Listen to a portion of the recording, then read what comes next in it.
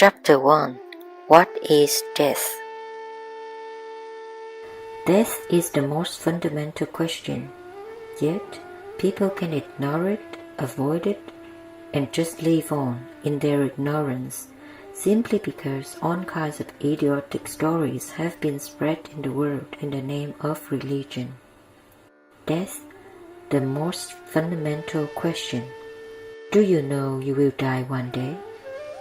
Oh, I bless you with a long life, but anyway, you will die one day. We cannot be sure about other things in your life. We don't know if you will get married or not, or if you will get a job or not, if you will be successful or not. But this one thing is guaranteed in your life. You will go straight to your grave. One of the biggest human follies is to engage with death in the third person, as though it is an abstract event that happens to other people, not us. Do you know that about 160,000 people in the world who were alive yesterday are not there today? Each second, 2 people die in the world, and one day it is going to happen to you and me too. It does not take enormous research or intelligence or even education to know this. This knowledge is imbued in every human being, yet we think we have an unlimited lease of life. This situation is best expressed in the Indian epic Mahabharata. The 5 Pandava princes, who are the protagonists, are lost in the forest. Severely starved and parched, they scour the nearby hills for water and food. They spot a lake, and as they try to drink from it, they are confronted by a yaksha, a celestial being, in the form of a white crane, who insists they answer his questions first. Refusing to be stopped by a mere bird, one by one, they try to drink from the lake and drop dead. Only Yudhishthira, the eldest of them, is left, always the humble and righteous one.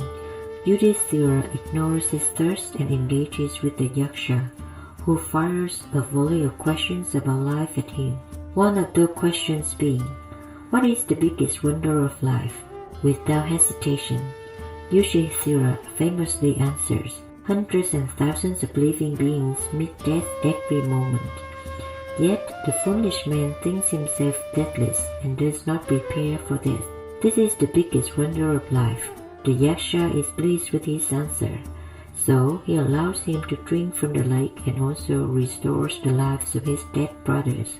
This happened 5,000 years ago, but the human psyche regarding death has changed very little since then. Death is a very fundamental question. Actually, death is closer to us than the statistics we read about it. Each moment, death is happening in us at the organ and cellular levels. This is how, with just one look at your insides, your doctor knows how old you are. In fact, death began in us even before we were born. Only if you are ignorant and unaware does it seem like death will come to you someday later. If you are aware, you will see both life and death are happening every moment. If you as much as breathe a little more consciously, you will notice that with every inhalation there is life, and with every exhalation there is death. Upon birth, the first thing that a child does is to inhale to take in a gasp of air. And the last thing that you will do in your life is exhalation. You exhale now, and if you do not take the next inhalation, you will be dead. If you do not get this, just do an exhalation, hold your nose, and do not do the next inhalation. Within a few moments, every cell in your body will start screaming for life. Life and death are happening all the time. They exist together, inseparably, in the same breath. This relationship goes even beyond the breath. Breath is only a supporting actor. The real process is of the life energy, or prana, that controls physical existence.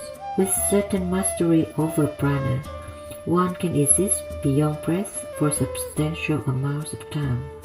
Breath is a bit more immediate in its requirement, but in the same category as food and water. Death is such a fundamental aspect because if one small thing happens, you can be gone tomorrow morning. Why tomorrow morning? One small thing now and you could be off the next moment. If you were like any other creature, maybe you would be unable to think about all this. But once one is endowed with human intelligence, how can you just ignore such a significant aspect of your life? How can you avoid it and live on as if you are going to be here forever? How is it that after living here for millions of years of life, human beings still don't know a damn thing about death? Well, they know nothing about life either. We know all the trappings about life, but what do you know about life as such? Fundamentally, this situation has come about because you have lost perspective as to who you are in this universe. If this solar system in which we are evaporates tomorrow morning, no one will even notice in this cosmos. It is that small, just a speck. In this speck of a solar system, planet Earth is a microspeck. In that microspeck, the city you live in is a super microspeck. In that, you are a big man. This is a serious problem. When you have completely lost perspective as to who you are, how do you think you will grasp anything about the nature of life or death?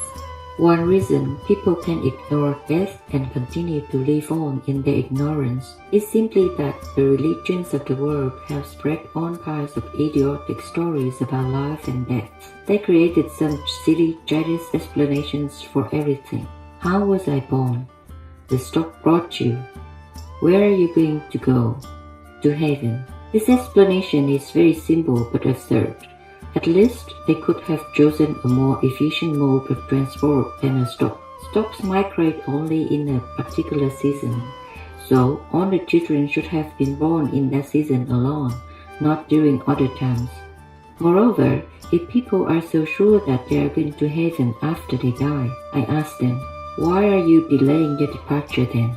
Why not go right now?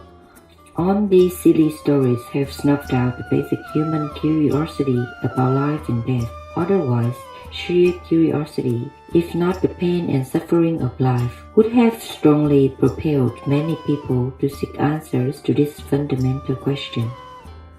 Mortal nature. People always think that reminding themselves of God will make them spiritual. Not at all. If you keep thinking or believing in God, you will not do your job properly, but you think you will produce good results. You will not study for your exam and you think you will be first in class because of your prayer. Should people become more present than others about life because now they have God's support? Always, people who believe that God is with them have done the most violent things on the planet. God is with me gives you a new confidence, which is very dangerous. If you think of God this way, you will not become spiritual. You could actually become very brazen and stupid. Once it happened, there were two young boys, very energetic boys in a neighborhood. Usually, when young boys are very energetic, they are in constant trouble. The same happened with these two boys also.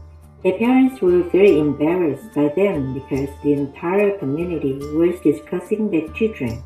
So, not knowing what to do, they decided to take them to the local parish priest to correct them. Because the boys would be too strong to handle together, the parents decided to take them to the priest separately. They took the younger boy first, made him sit down in the priest's office and left. The priest walked in with his long robes and walked up and down the room a few times with a grave face. The boy sat there, his eyeballs doing the ping-pong act. As he walked up and down, the priest worked out a strategy. He thought, if I remind this boy that God is within him, all his mischief will go. So he dramatically stopped mid-stride and with a booming voice asked the boy, "Where is God?" The boy looked bewildered. He started looking all around because he thought God must be somewhere in the priest's office. The priest saw that the boy was not getting the point. "Where is God?" The boy looked even more bewildered and looked under the table. The priest saw that the boy was still not getting it, so he walked around, came close to him, and tapping on the little boy's chest, boomed again, "Where is God?" The boy now got up and bolted out of the room. He ran to where his elder brother was and said, "We are in real trouble." The elder brother asked, "Why? What happened?"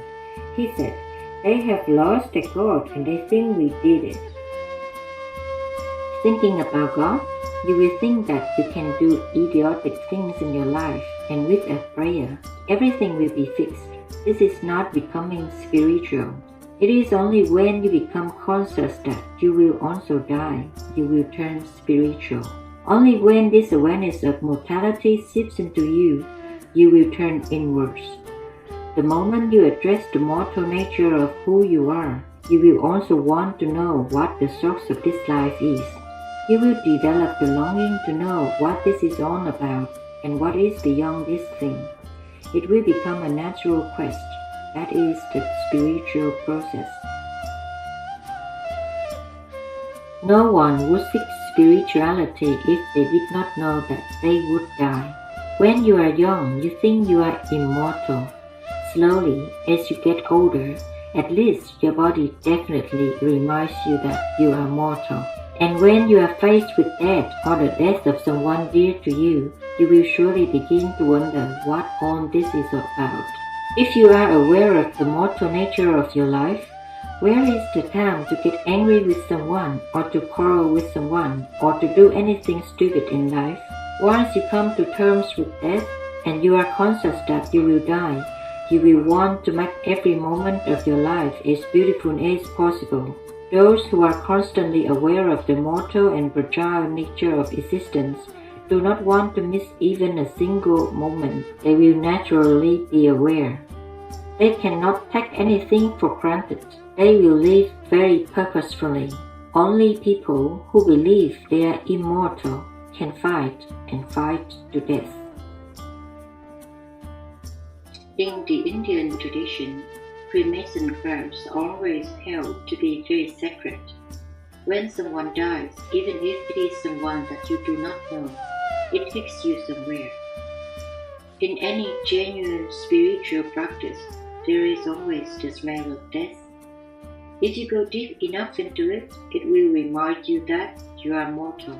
Whatever sadhana we've been teaching you, whether it is Shunya or Shakti Chalana or Shambhavi Mahamudra, even more so with Samyama, essentially, there is a tinge of death in it.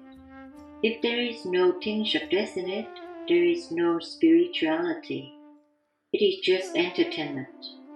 If someone taught you a superficial lala practice, it may make you feel good, but there is nothing more to it. Traditionally, every yogi started his spiritual pursuit in the cremation grounds. In fact, many masters have used this as a spiritual process. Gautama the Buddha made it compulsory for his monks. Before he initiated anyone who came to him, he asked them to go and sit in the busiest cremation ground for 3 months, just watching the corpses burning. Even today, if you go to Manikarnika Ghat in Varanasi, a minimum of half-dozen bodies will be burning there at any given time. And it is handled like a normal business, very casually. These days, there is not enough time for them to fully burn the body, because even before one body is fully burned, the next body has already come. So they throw this half-burnt body into the river. It is actually very good for you to see that this is how people are going to treat you also one day. When I was young, I had no knowledge of all this, but from the age of 8 to 17, I happened to spend an enormous amount of time in the cremation ground. It simply intrigued me. Everyone talked about so many eerie things happening there. I had heard stories that spirits hung upside down from trees. I wanted to see these things for myself. So, I spent many days and nights in the cremation grounds. There was one very close to our home and another at the foothills of Jamudi Hills. The one at the Jamudi Hills was very busy. Anytime we went there would be at least 4 or 5 bodies burning. Whenever I went trekking, I spent the night there because the heat would be cold. But here there was a fire burning all the time, so I would sit by the fire and simply watch the burning. There was also a lot of drama that used to happen around the fire. Usually, when people come with the body to the cremation ground, they are all crying like they have lost everything in life and all that. Then they set fire to the body. They stay there for half an hour or 45 minutes and then they leave. The fire is still burning, but they leave. Probably they have other business to attend to, but I will sit there watching. If you have carefully observed a body being burned the first thing that burns up is the neck because it is narrow. When this happens, unless they have made a large and proper arrangement of firewood, the half-burned head invariably rolls off the fire like a football.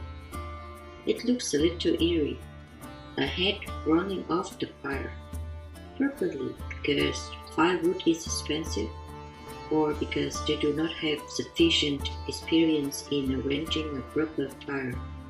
It used to happen often. It would happen after 3.5 to 4 hours of burning. By that time, no relatives would be present, so I would be the one to pick up the heads and put them back on the pyre. I spent many days and nights in the cremation crowds, just sitting and looking and having these bodies burned slowly. It set forth a completely different kind of process in me. I know you would want to avoid this, but it is good to sit down and watch the bodies burning continuously. Living in the comfort of your house, it is very easy to think you are immortal. But when a body is burning in front of you, it is not very difficult to see that this could be you tomorrow.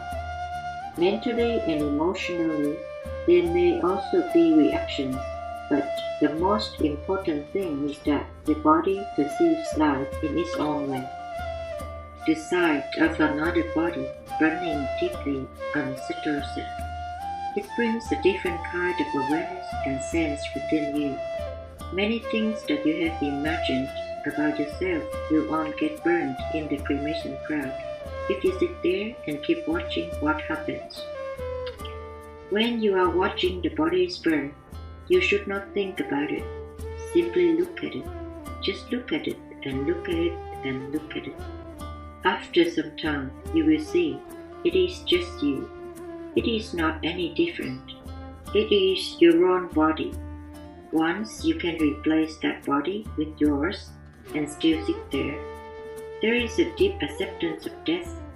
This is not a psychological process.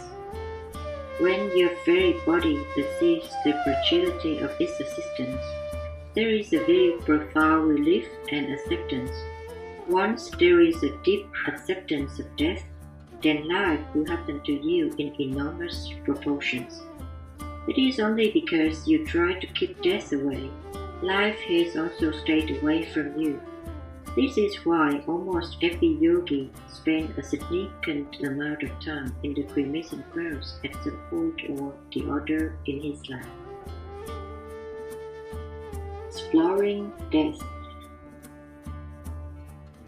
An incident occurred when I was still in school, which made me deeply intrigued by death. I was 13 at that time. I was a very unusual child in school, but usually no one dared to tease me because I would beat them up. But there was this girl named Sucharita who was a little crazy, and for some reason she would go on teasing me, Jackie the Great, Jackie the Great. I was irritated, but I ignored it. Once, after a school vacation, she did not come back to school. Every day, when her name was called during attendance, some of us would squeak out a female voice and try to answer her attendance for fun. This happened for a few days. Then this girl's brother, who was junior to us by 2 years in the same school, told us that his sister had died of pneumonia during the vacations. That really freaked me out. Not because somebody had died, but because someone who was alive and here with us had vanished just like that. I became deeply intrigued by this. This girl was my age, doing many things in class, and she was suddenly gone. They said she was dead, but I wanted to know where she could have gone. Until then, to me, it was only old people who died. But being of my age group, the girl had brought death to my doorstep. Now, it was no more a curiosity question, but a very existential one. I wanted to know where the hell do people go when they die and what happens after death. I had already asked the questions to many people even before this incident occurred. I had also spent a lot of time in the Freemason class in the town, but still I did not know what happened after death, so I thought I would undertake a journey to death myself and see what happens. My father is a physician, so he had a medicine cabinet at home. I knew there were lots of medicines in it. Among them, I found a bottle of cardinal sodium. It is the kind of barbiturate that can put you to sleep. The bottle was supposed to contain 100 tablets, but when I took them out and counted, there were only 98. Someone had opened it and used up 2. I thought 98 tablets should be strong enough for those to cause death. Next, I went through my cupboard. I had some money and lots of personal property like marbles, catapults, and a few bird pets, which are of great value for a young boy. I decided to give them all away because I was going to die anyway. Some things I gave to my brother, the rest I distributed among my close friends. I told them I was leaving. They all thought it was one big joke. Then, one day, I decided that I would do it that night. I did not eat my dinner that night because I knew if there was food in the stomach, these things may not work well. I told my family I was not hungry and went to the terrace with the tablets. I popped in all the 98 pills and just went to sleep, hoping that I would know where all the dead people go. In the morning, they did everything to wake me up, but I would not wake up. Usually, it was always a little hard to wake me up in the mornings, but this time, I just did not wake up at all. Then my father saw that I was ill. Everyone became terrified and took me to a hospital. They did a stomach wash, put me on oxygen and all that, but I did not wake up. For 3 days, I was lifeless and in a deep sleep. On the 3rd day, I slowly came awake. Still lying down on the bed, I slowly opened my eyes. The first thing I saw were the rafters in the ceiling above the bed. Immediately, I recognized where I was. I had seen those rafters many times before when I had visited my father at the railway hospital where he worked. So there I was, lying in a bed in his hospital with all kinds of tubes sticking out of me. It was very frustrating because I had gone through all this trouble hoping to see where one goes after death, and all I see are the damn rafters at the railway hospital. That was a desperate attempt to know what happens after death, but I had learned nothing about it. The only consolation was that I learned that this was not the way to know. Later, I managed to bully my friends into returning most of the stuff I had distributed to them, and life carried on. Many years later, when I was a young man living life at my cocky best, a deep experience came unasked that changed my perspective about life and death completely. On one warm September afternoon, I was just sitting alone on a walk in Jamudi Hills. I had my eyes open, not even closed, when something began to happen to me. Suddenly, What I thought all my life is me was all around. My inside had become the outside. I did not know which was me and which was not me. The air that I was breathing, the rock on which I was sitting, the atmosphere around me, everything had become me. It was crazy because what was happening was indescribable. What was me had become so enormous, it was everywhere. I thought this lasted a few minutes, but when I came back to my normal senses, the sun had set and it was dark. My eyes were open. I was fully aware that what I had considered as myself until that moment had disappeared. From the time I was 8 years of age, I had not shed a single tear, but now, as I was sitting, tears were flowing to the point where my shirt was red. I have always been peaceful and happy. That has never been an issue, but here I was, drenched with a completely new kind of blissfulness. It was about 7:30 in the evening. About 4.5 hours had passed like this. When I went back home, this sort of experience became recurring. They became more and more frequent. For a period of time, it was a bit of a war between a phenomenal experience with a flood of memory and my super smart intellect. The intellect struggled. It would not give in. The only thing that my mind could tell me is that I was losing my balance. But the experience was so beautiful that I did not want to lose it. It was absolutely fantastic. But at the same time, somewhere I was thinking this could be some kind of madness going on because it was too good to be real. Questions about death did not even come into the picture because life was happening in such proportions. But this experience made me realize that people don't die. They may have disappeared from your perception, but they don't die. They live on. I was flooded with lifetimes of memories and experiences that made me realize that the past few lifetimes for me were about the same work, in the same place, and to some extent with the same people. It is this understanding of life and death that has shaped my life since then. In a way, death is a fiction created by ignorant people.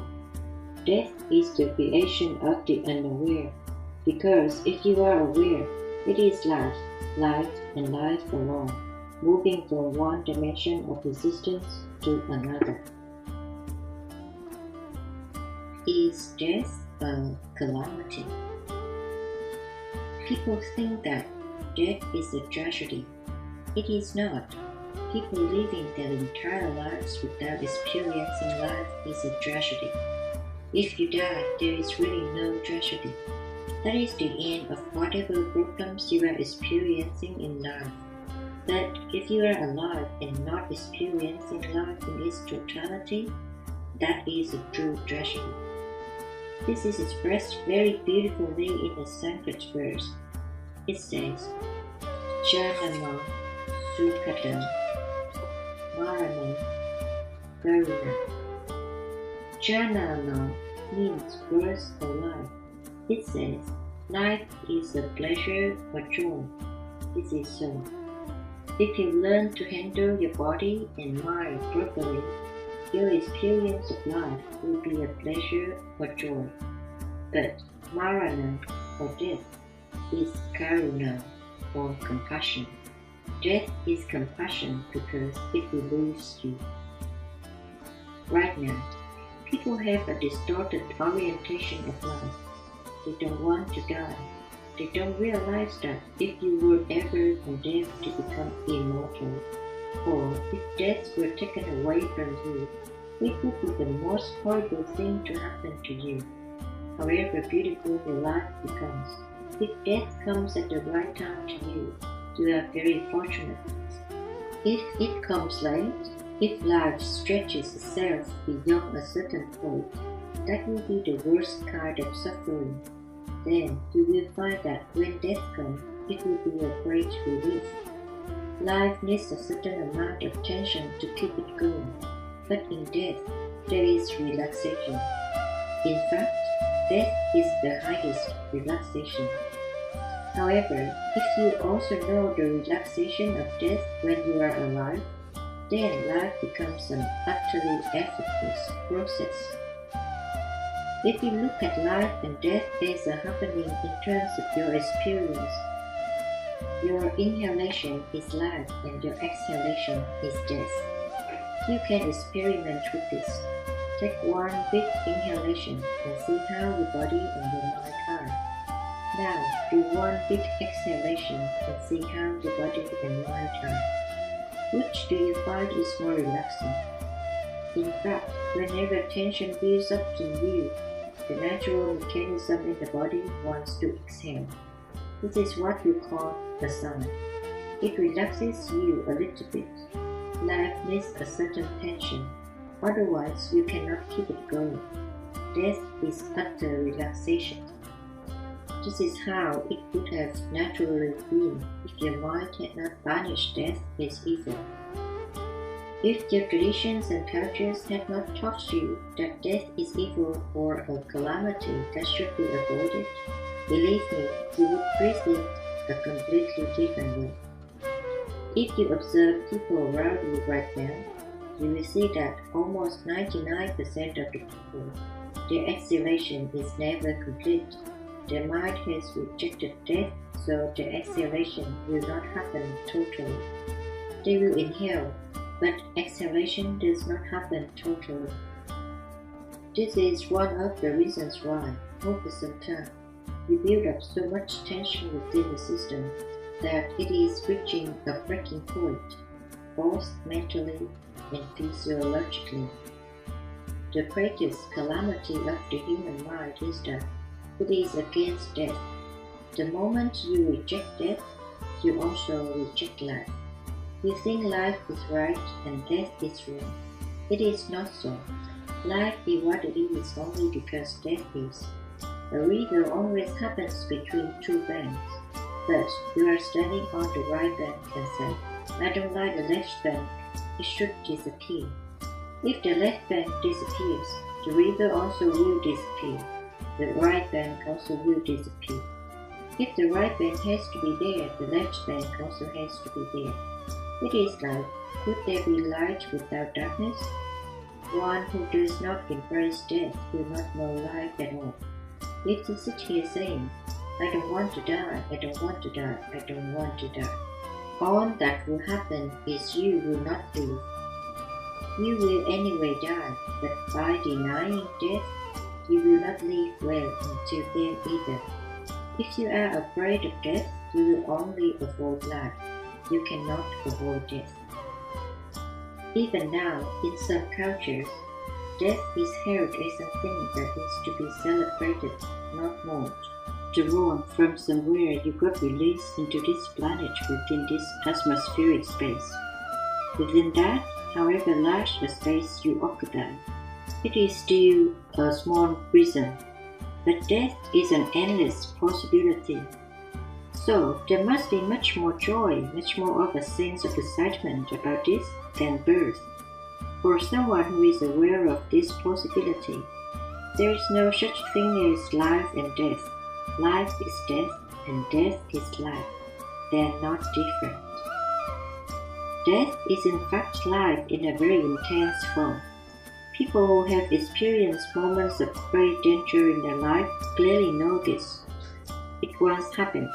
Two old men met in a tiny little town in Indiana, USA, in a local bar, and both of them were sitting grumpily at two different tables and drinking. Then one guy looked at the other and saw a birthmark on the other's person's temple. So he walked up to him and said, Hey, is that you, Joshua? Yeah, who are you? Don't you recognize me? And Mark, we were in the war together, he said. Oh my God! And they lit up suddenly. They were together in World War II, and it had been 50 years since then. So they sat down at one table and started drinking, talking, and eating. They had seen about 40 minutes of action in those treacherous trenches of World War II in Europe. 40 minutes of bliss. They talked about those 40 minutes in so many vivid ways for over 2 hours. After they were done with all of this talk, one guy asked the other, "What have you been doing since then?" He said, I just have been a salesman." 40 minutes of war. They spoke for 2 hours with great excitement, but 50 years of life after that were just summed up as, "I've just been a salesman." That is how it happens. Moments of danger are moments when you experience both life and death together at the same time. These are the moments you realize that life and death are here at the same time. They are not two separate things. They are one inside the other. Life is on parts like this.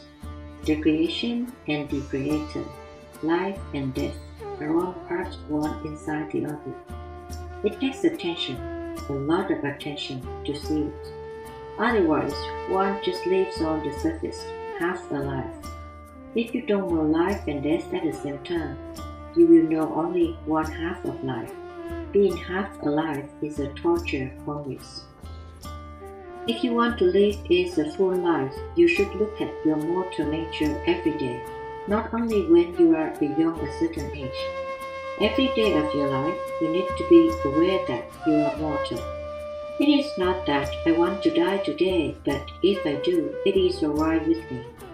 I will do everything to protect myself, to nurture myself, to take care of myself, but if I have to die today, it is okay with me. Only then can I step out and live, otherwise I cannot live. Stop inviting death.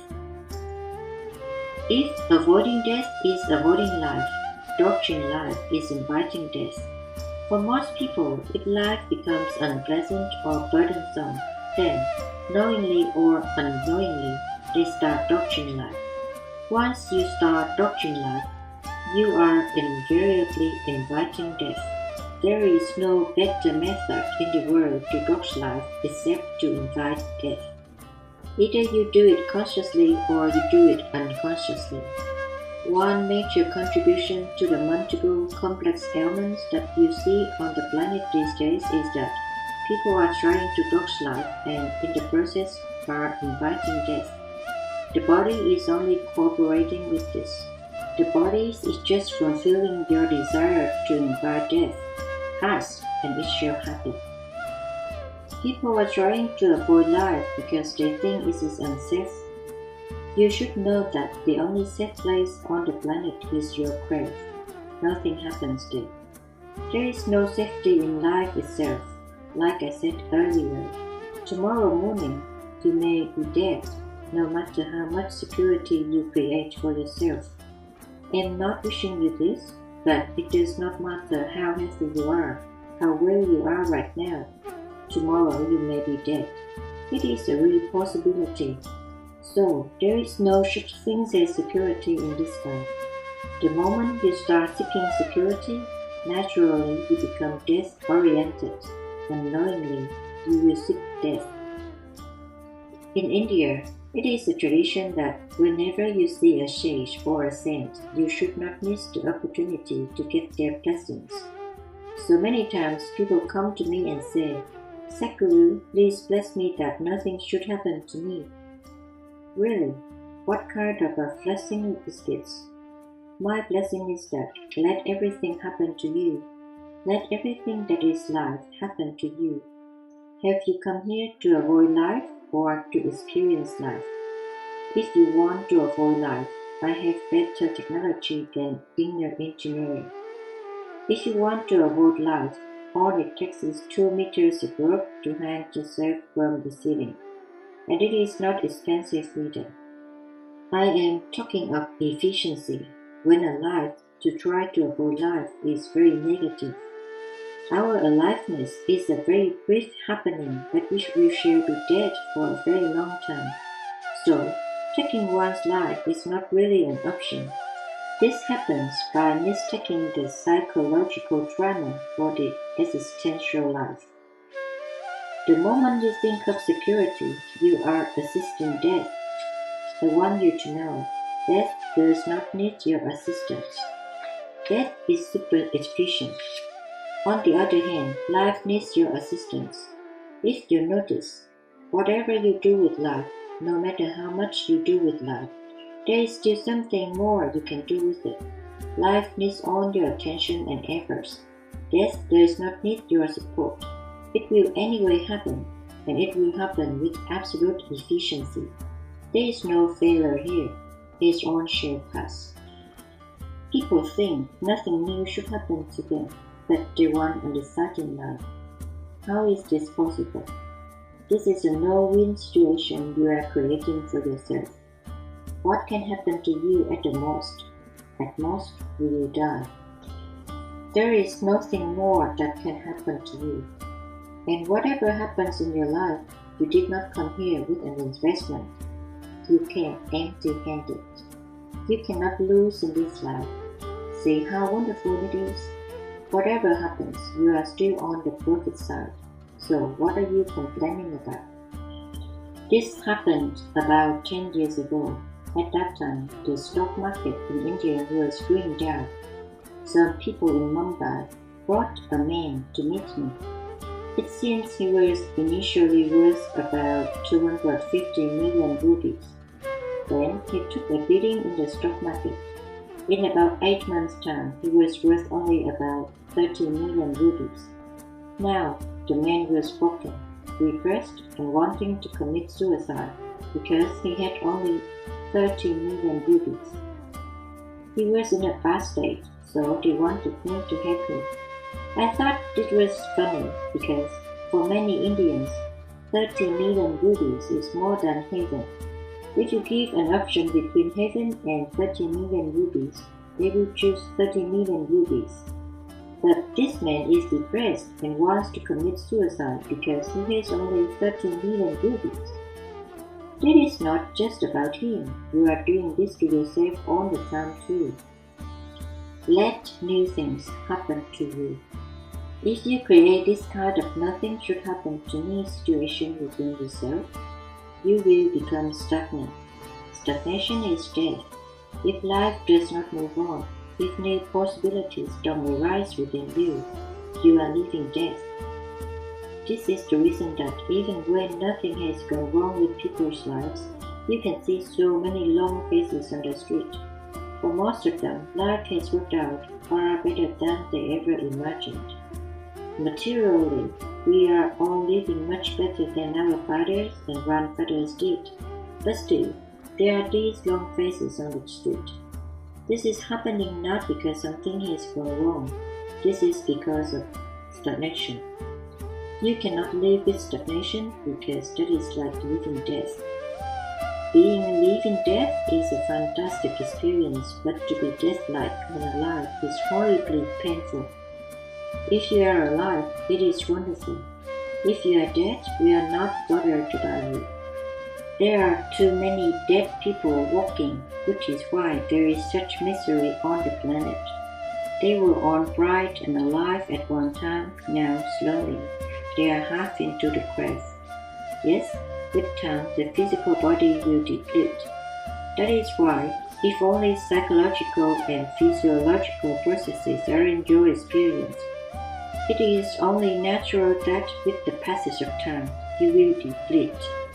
Only if the fundamental life energy is in your experience, if the right things are done about the life process, then you will not deplete with age and rather become greatly enhanced.